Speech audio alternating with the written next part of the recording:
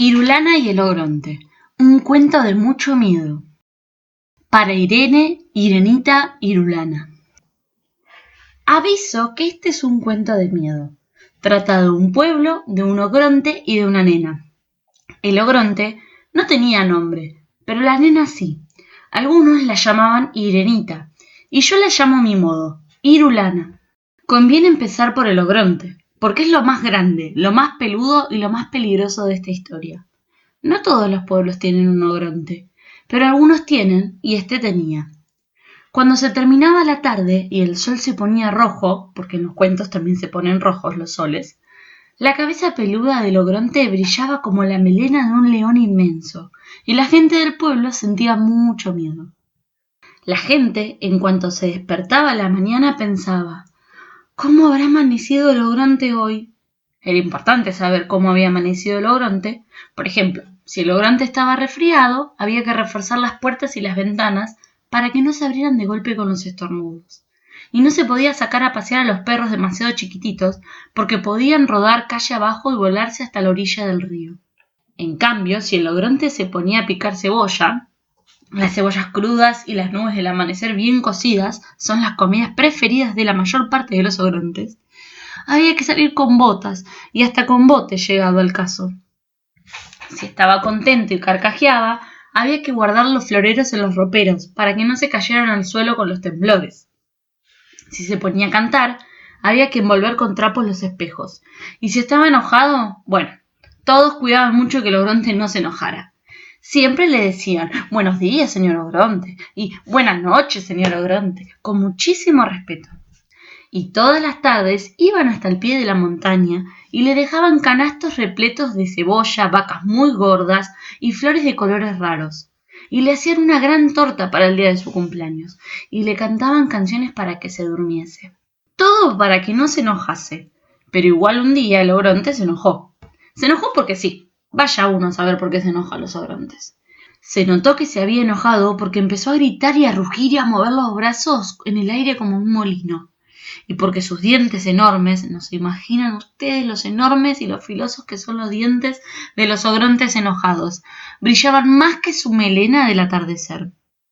El pueblo entero se arrugó de miedo a que lo comieran, porque ya se sabe que los ogrontes, cuando se enojan, se comen pueblos enteros, con sus casas, sus personas, sus calles y sus kioscos, y sus perros y las petunias de sus jardines, y sus tarros de galletitas, y sus boletos capicúa, y sus estaciones con trenes y todo.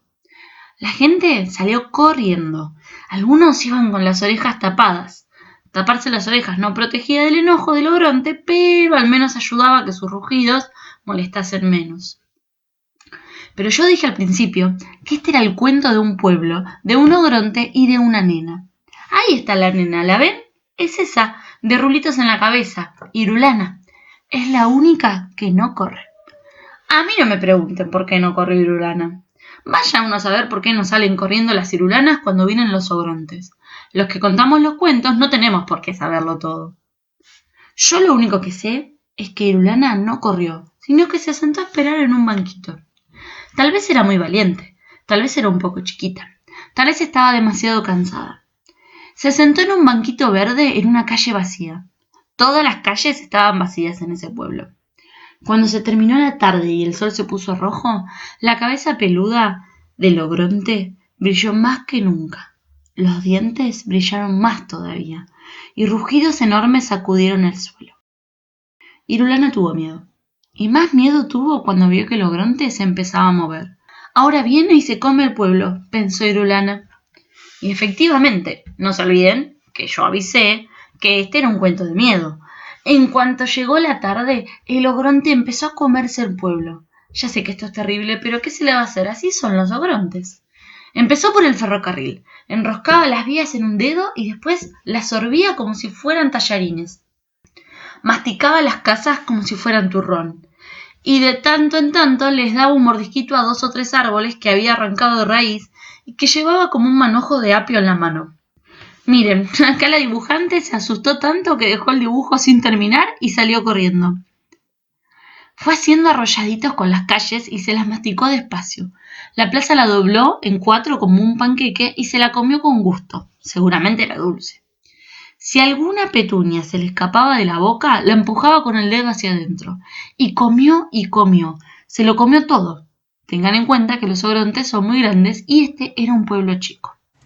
Bueno, ahora el que se achicó es el cuento, porque empezó con un pueblo, una nena y un ogronte. Y ahora ya no hay más pueblo. No hay nada más que una nena y un ogronte. Y nada, pero nada más. Nada de nada, ni un arbolito, ni una petunia, ni un vestido de muñeca, ni un colador del té, ni una polilla, ni la pelusa de un bolsillo. Nada más que Irulana en su banquito y un ogronte enorme que, aunque ustedes no lo vean porque el dibujo se termina antes, está bostezando. Está bostezando porque a ese ogronte, siempre que se comía un pueblo entero, le venía el sueño. Pero Irulana no sabe que el ogronte bosteza. Tiene tanto miedo que cerró los ojos. El ogronte da 1, 2, 3 pasos más. Y los pasos de los ogrontes llevan muy lejos. Y justo cuando está por descubrir la Irulana en su banquito, se queda dormido. Acá, en esta página, está todo un poco movido, porque el ogronte se quedó dormido de golpe y cayó al suelo haciendo mucho ruido. Ahí fue cuando Irulana abrió los ojos y lo vio. Parecía una montaña, pero seguramente era un ogronte, porque las montañas no usan botas lustrosas ni cinturones de cuero. Y roncaba además, como solo roncan los ogrontes. Irulana era una nena valiente, pero también era chiquita y se sentía sola. Cualquiera se sentiría solo en el lugar de Irulana. No tenía nada en el mundo, nada más que un ogronte dormido y un banquito verde. Y eso no es nada, es muy poquito. Sobre todo cuando el aire se pone negro y se viene la noche oscura. Oscura, pero oscura, oscura. Y oscurísima y oscura. La luna no había salido todavía y las estrellas estaban demasiado lejos. Esta página de acá está toda oscura y toda vacía. Así de oscuro y de vacío estaba el mundo. Entonces Irulana se puso de pie en su banquito, que como estaba tan negro todo, ni siquiera era un banquito verde. Y gritó bien pero bien fuerte, lo más fuerte que pudo gritar. ¡Irulana! Eso gritó una sola vez, y aunque Irulana tenía una voz chiquita, el nombre resonó muy fuerte en medio del oscuro. Y el nombre creció y creció. Lai, por ejemplo, tan flaquita que parecía, se estiró muchísimo. No se quebró, porque era una I muy fuerte, y se convirtió en un hilo largo y fino que se enroscó alrededor del ogronte, de la cabeza del ogronte, de los pies del ogronte, de las manos del ogronte, de la panza inmensa donde estaba todo el pueblo. Y la R se quedó sola en el aire, rugiendo de rabia, porque las R rugen muy bien, mejor que nadie. Y la U se hundió en la tierra y cavó un pozo profundo, el más profundo del mundo. Y entonces la R, que rugía como una mariposa furiosa, hizo rodar al ogronte hasta el fondo de la tierra. En una de esas, ustedes ponen cara de no puede ser y se ríen y dicen que una palabra no puede hacer estas cosas. Y yo digo que sí puede. Prueben, si no, de decir una palabra importante, una sola, en medio de la noche oscura y al lado de un ogronte. La lana de Irulana se hizo un ovillo redondo y voló al cielo para tejer una luna. Hizo bien, porque entre una lana y una luna no hay tanta diferencia. Entonces la noche se iluminó. Aquí está toda iluminada.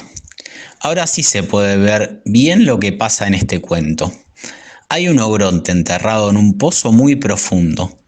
Tan profundo que casi ni se ve que lo ataron como un matambre. Y hay una nena chiquita que mira la luna llena desde arriba de un banquito. Parece que no hubiera nada más, pero si miran bien allá lejos, en el fondo de la hoja, hay un montón de gente que vuelve. Se acerca la oreja al papel, tal vez oiga la música, porque traen guitarras, violines y panderetas. Vienen a fundar un pueblo. Y este cuento se termina más o menos como empieza. Había una vez un pueblo y una nena. Obronte, en cambio, no había. Algunos pueblos tienen Obronte, pero este no tenía. Es un cuento un poco igual y un poco diferente. Eso sí, seguro que no es de miedo.